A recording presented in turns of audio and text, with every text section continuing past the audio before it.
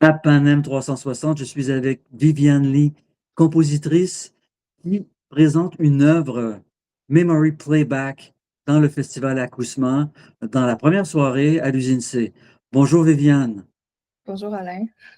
Alors Viviane, on dit que vous êtes animée par une fascination pour les propriétés thérapeutiques et temporelles du son. Et votre musique combinerait des mélodies plutôt hypnotiques, ambient, avec évidemment un a priori électronique. Donc c'est synthétique, c'est apaisant. Et aussi, vous travaillez beaucoup avec des field recordings, des enregistrements faits sur le terrain et enfin, toutes sortes de sources sonores qui contribuent à une approche qui exprime un désir de apaisant, thérapeutique jusqu'à un certain point. Est-ce que j'ai bien compris? Oui, oui, effectivement. Et qu'est-ce qui est le vecteur de cette affaire-là? Comment la musique peut-elle guérir? C'est de toutes les sociétés traditionnelles, la musique a guéri les gens. En fait, ça faisait partie d'un processus, soit par la transe, dans les sociétés en Afrique de l'Ouest, par exemple, ou enfin, dans toutes les sociétés traditionnelles du monde entier, la musique avait un rôle médicinal. Et vous continuez, mais dans un contexte complètement contemporain.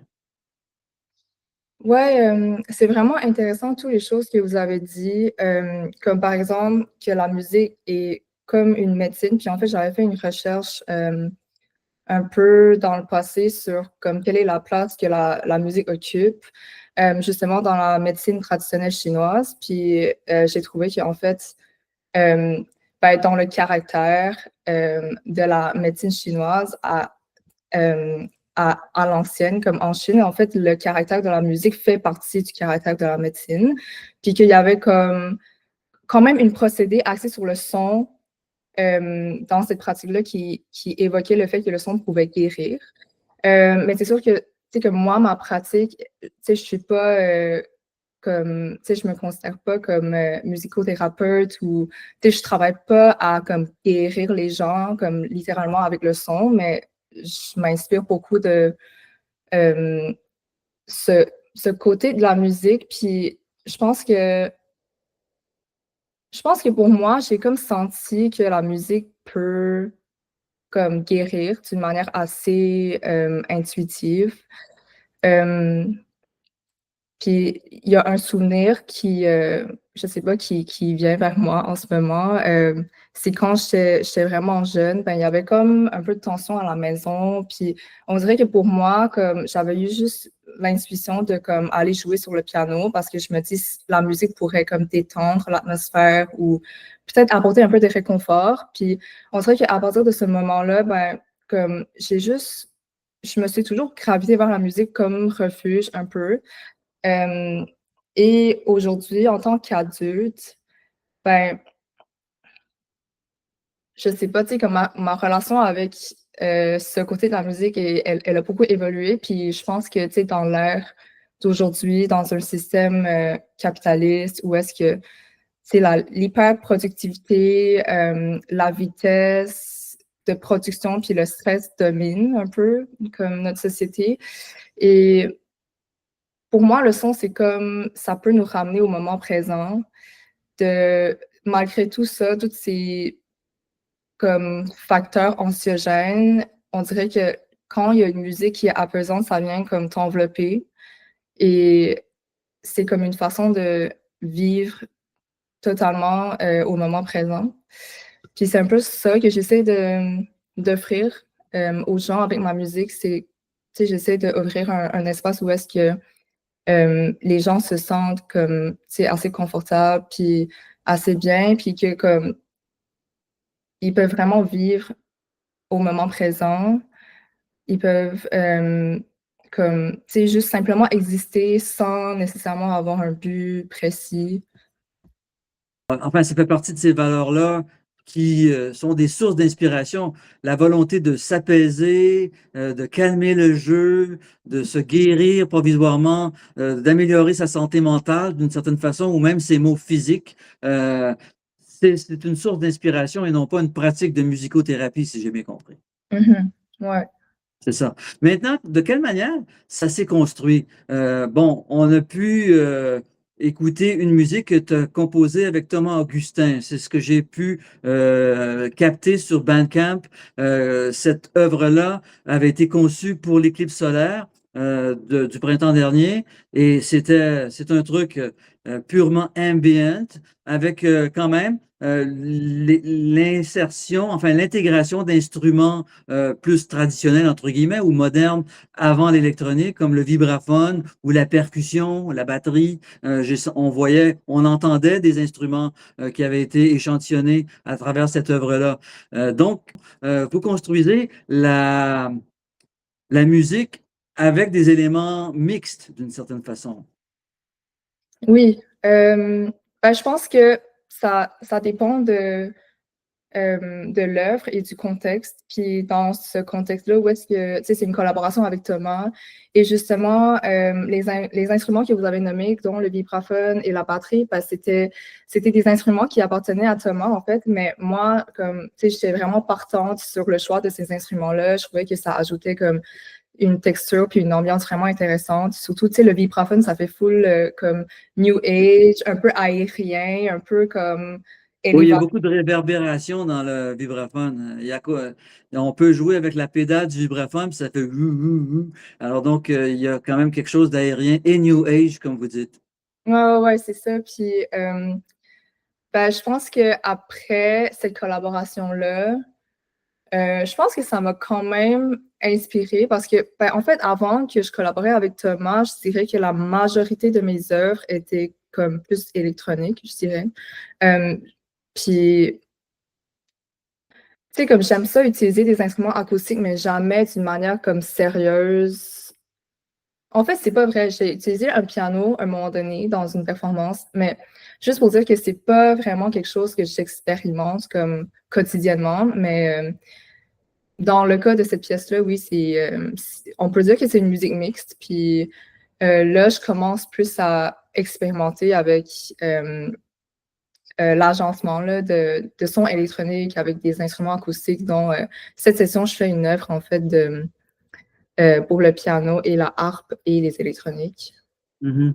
Cette Fait inspiration des propriétés thérapeutiques, est-ce que ça mène systématiquement vers une musique calme et linéaire, ou il y aurait peut-être d'autres formes de thérapie plus violentes qui pourraient se produire dans votre musique? Ben, en fait, je sais pas, tu sais, à quel point c'est violent, mais j'ai déjà fait une pièce, disons, plus bruiteuse, basée sur des noises de la radio, genre, que la radio produisait. Puis c'est une œuvre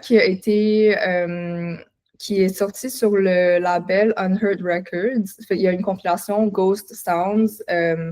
Fait il y a une pièce là-dessus qui c'est comme Best of Radio que je l'ai nommée, puis c'est vraiment comme, tu sais, une pièce qui, genre, vraiment comme, quand même abrasive, là, je dirais, mais euh, on dirait que même si j'explore avec le noise, le caractère de la pièce a tendance à être un peu plus stable et planante. Fait que c'est pas comme des coups intenses ou c'est pas comme genre explosif, c'est plus comme OK, il y a du noise, puis c'est là, ça reste pendant comme quelques minutes. Puis, tu sais, je pense que la musique, elle peut être thérapeutique, même si elle n'est pas calmante. C'est vraiment comme une Oui, préférence personnelle, je pense, aussi. oui, bien sûr. Alors donc, si on se rapporte au concert de la première soirée d'Akousma, dans laquelle vous êtes invité à présenter une œuvre, l'œuvre, comme je le disais tantôt, s'intitule Memory Playback. Alors, comment cette œuvre-là s'est-elle construite au départ et de quelle manière allez-vous la spatialiser? En fait, cette œuvre-là, j'ai commencé à la composer quand j'ai eu comme une commission de la part d'un label montréalais chez KitoKat. Puis j'ai été invitée à comme j'ai été invitée à juste comme créer une pièce pour leur compilation. Et je voulais me donner un challenge. Je voulais comme sortir de la forme plus comme ambiante dont je suis très habituée de faire. Et je voulais comme écrire quelque chose de plus comme articulé, euh, un peu plus je sais pas, comme, tu sais, précis, articulé. Puis c'était aussi pendant une période de temps où est-ce que j'enregistrais plein de sons avec mon iPhone. Fait qu'il y avait des conversations entre des amis, la famille, il y avait des moments intimes, il y avait aussi des paysages sonores que je captais dans la rue. Puis je me disais qu'il y avait quelque chose à faire avec tous ces sons-là. Et quand je réécoutais tous ces sons, ben, ça m'a comme remis un peu dans la nostalgie parce que, tu sais, c'est comme prendre une photo. Quand tu regardes toutes tes photos, ben, tu repenses à tes souvenirs. Puis pour moi, ben, le son, c'est quand même très évocateur. Tu sais, j'écoutais ces sons-là, puis on dirait que je me rappelais exactement le moment où est-ce que ce son-là a produit, quel contexte on était, avec qui j'étais. Puis, tu sais, il y avait vraiment beaucoup de souvenirs vivides. Alors, je me dis comme, genre, je voulais faire quelque chose avec ça. C'est sûr que c'est des sons qui, tu sais, il y avait des sons genre de voix, de paysages. Fait que, tu sais, ils ont un caractère vraiment comme différent. Fait que de travailler avec ces sons-là, je me dis, ben, je pourrais comme avoir comme un lien qui est comme des éléments plus musicaux, qui vient comme peut-être comme en background pour comme tenir tous les éléments ensemble, puis ces sons plus comme type bruiteux et moins musical. Et comme c'est comme genre des souvenirs qui défilent en fait. Fait que c'est un peu ça que l'idée m'est venue. Puis c'est ça, la pièce initialement a été composée pour un système stéréo.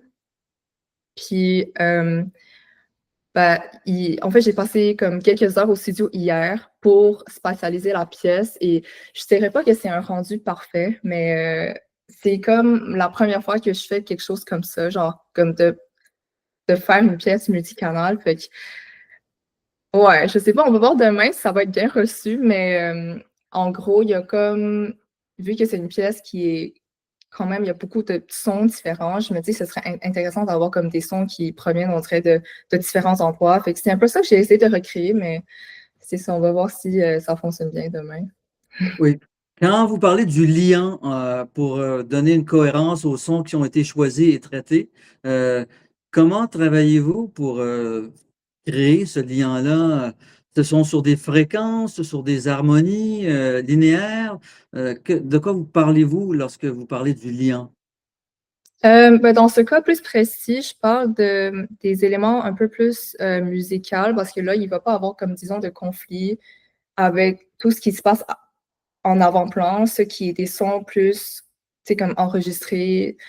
Euh, Fait que c'est ça. Souvent, je pense aussi à c'est quoi le tableau que je veux illustrer avec la composition. Alors, je pense comme c'est quoi l'énergie que je veux, c'est quoi les émotions que je veux évoquer. Et souvent, pour moi, les mélodies, fait que les sons tonaux, disons, au sens traditionnel, plus comme musical, je trouve que ça peut venir quand même ajouter une couche de genre d'émotion. Comme tu sais, des fois, je sais pas, on dirait qu'il y a des mélodies qui évoquent plus la nostalgie que d'autres. Euh, Oui. Fait que c'est ça. C'est plus comme, pour moi, un lien, dans ce cas-là, c'est vraiment plus comme des éléments plus musicaux qui viennent comme accompagner tous les autres sons, un peu. Oui, j'ai lu aussi que vous animiez une émission Low Signal à CKUT où vous mettez en scène vos propres traitements sonores. Vous faites une sorte de radio art. Ouais, c'est vraiment une bonne question, mais c'est aussi une question très élaborée parce que ce show a comme pris différents chemins à travers des années. Euh, mais au début, ben, c'est pendant la COVID, puis là, j'avais vraiment l'impression que, tu sais, on était tous un peu isolés dans notre maison, on était confinés. Et je me dis, ah, mais ce serait drôle qu'à la radio, on puisse entendre des sons qui donnent l'impression qu'on est avec quelqu'un. Fait qu'au début, j'avais, tu sais, beaucoup d'enregistrements de moi en train de cuisiner ou genre de moi qui parle au téléphone avec une amie ou genre tu sais, des sons qui évoquent la présence humaine quelconque. Et je me dis, ce serait cool de faire un montage de sons avec, tu sais, comme que quand les gens, ils entendent ça à la radio puis ils ont l'impression qu'il y a quelqu'un qui cuisine chez eux, genre. Fait qu'au début, c'était vraiment basé sur des sons plus comme euh, des recordings là, de vie quotidienne ou genre de scènes comme quotidien. Puis là, comme éventuellement, ça a pris c'était un peu un mélange. Là, j'ai commencé à mettre des trucs un peu plus musicaux. Puis là, récemment, je dirais que depuis la dernière année, c'est vraiment plus des sons genre de synthé improvisé. Puis, tu sais, pour moi, c'est comme une manière de rester actif dans ce que je fais parce que je trouve ça difficile des fois de garder un rythme dans la création. Puis pour moi, d'avoir un show de radio à chaque mois où est-ce que je dois mettre du matériel comme sur la table, c'est c'est ça, là, j'ai comme pris cette occasion-là pour me dire comme, OK, à chaque mois, il faut que je fasse 2 heures de matériel. Fait que c'est un peu ça. En ce moment, c'est plus axé sur la musique comme de synthé parce que je veux devenir meilleure à improviser aussi comme d'une manière du rationnel. Fait que c'est un show de 2 heures. Alors je me dis, il faut que je produise 2 heures de musique et il faut que j'apprenne à jouer d'une manière à ce que le tout flow. Parce que aussi ma pratique est live. Fait que pour moi, c'est un créneau de pratique pour moi de pouvoir comme juste enregistrer un show de 2 heures. Et donc, c'est une contrainte qui vous rend créative, en fait, d'une certaine façon. Ouais, je sais. Ouais. Ouais. C'est votre pratique principale, composer de la musique et animer, enfin diffuser, euh, faire rayonner vos travaux sur les sons? Ben, en fait, en ce moment, je suis encore à l'école. Donc, oui, je suis à l'école en musique électroacoustique, en musique Ah, numérique à l'Université de Montréal. Fait que je suis toujours là-dedans. Mais je dirais que, tu sais, comme c'est sûr que là, j'essaie de pouvoir faire ça à temps plein. on comprend que vous êtes étudiante, vous êtes complètement investie là-dedans. Ouais, ouais, full. Ouais, C'est ça. Ça, le c'est temps, évidemment, vous passez beaucoup, beaucoup d'heures. De toute façon, c'est ce qu'on comprend très bien. ouais, ouais, ouais. Et c'est pas fini, ça ne fait que commencer, Viviane Lee. Merci beaucoup de nous avoir fait découvrir les prémices de votre univers parce que vous êtes au début de votre carrière. On aura l'occasion de vous suivre de nombreuses années parce que c'est très, très bien parti avec vous. Et on aura l'occasion à Acousma, encore là, je le répète, d'écouter votre œuvre multicanale, cette fois-ci, qui était au départ en stéréo, mais maintenant multicanale, qui s'appelle Memory Playback. Merci et bon concert, Viviane. Merci, Alain. Ciao.